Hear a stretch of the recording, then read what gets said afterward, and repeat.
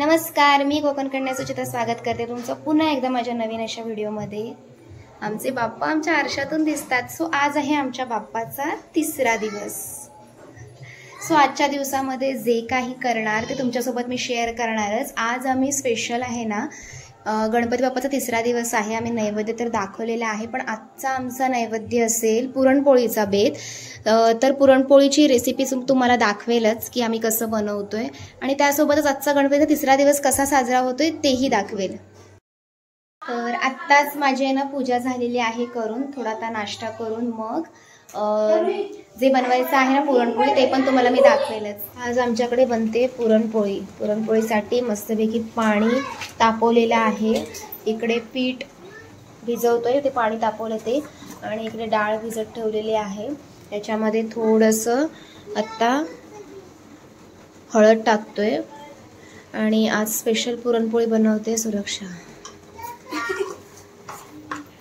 दरवेळेस आम्ही गणपतीला एक नैवेद्य वेगवेगळा दाखवतो। सो आज आमचा बेत आहे, आज गणपती तिसरा दिवस आहे आणि आज आमचा बेत आहे पुरणपोळीचा।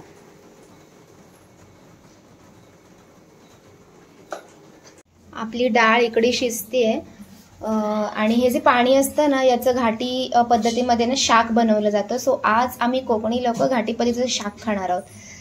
खूप टेस्टी असतं। बरीच लोक, मी एकदा इथे गेली होती हॉटेलमध्ये खास खायला, पण ते पण खास नव्हतं। सो आता बघूया। इकडे आपलं पीठ मळलं जातंय पुरणपोळीसाठी लागणारं।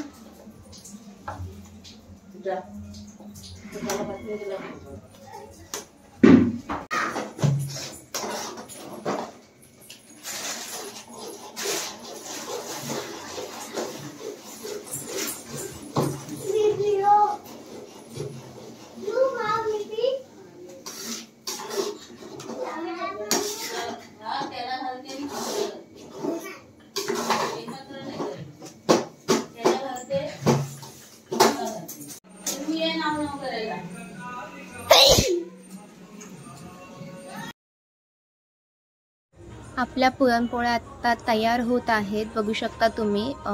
खूप सुंदर अशा पुरणपोळ्या लाटते माझी बहीण, आणि मस्तपैकी सारण पण खूप छान झालं आतलं, आणि पीठ पण खूप मऊ झालं होतं, कारण का ते थोड्या वेळ पाण्यात ठेवलं होतं, त्यामुळे ते मस्त मऊ झालं होतं। तर आता मस्तपैकी पुरणपोळी रेडी झाल्यानंतर देवाला नैवेद्य दाखवून ती पुरणपोळी आम्हीच खाणार, कारण आम्ही दरवेळेस गणपतीचा नैवेद्य म्हणून एक गोड पदार्थ बनवतो, आणि त्यानिमित्ताने गोड पदार्थ खायलाही मिळतं। सो अशा प्रकारे आपल्या पुरणपोळ्या तयार झालेल्या आहेत। खूप सुंदर अशा पुरणपोळ्या झालेल्या आहेत। आपण आत्ता थोड्या वेळातच त्या देवाला दाखवणार आहोत। सो चला, गणपतीमध्ये तुम्ही काय काय पदार्थ बनवतात? सो मला माहिती आहे की सगळेजण मोदक तर बनवतातच, त्या व्यतिरिक्त तुम्ही काय काय बनवता मला नक्की कमेंटमध्ये कळवा।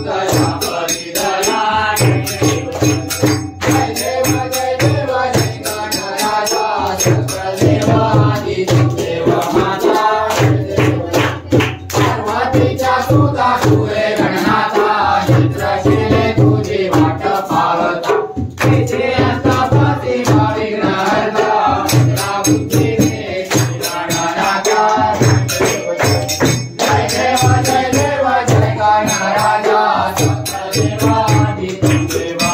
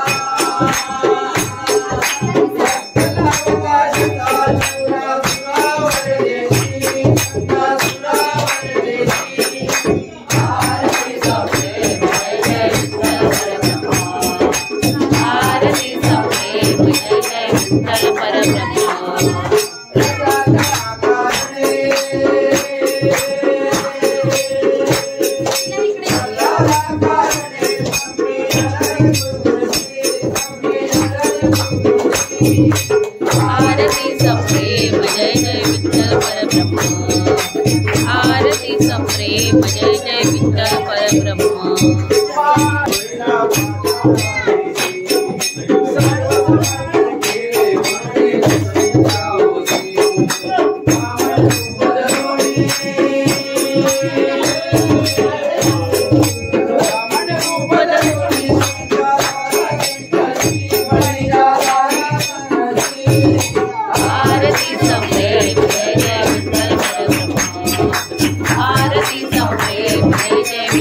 परब्रह्म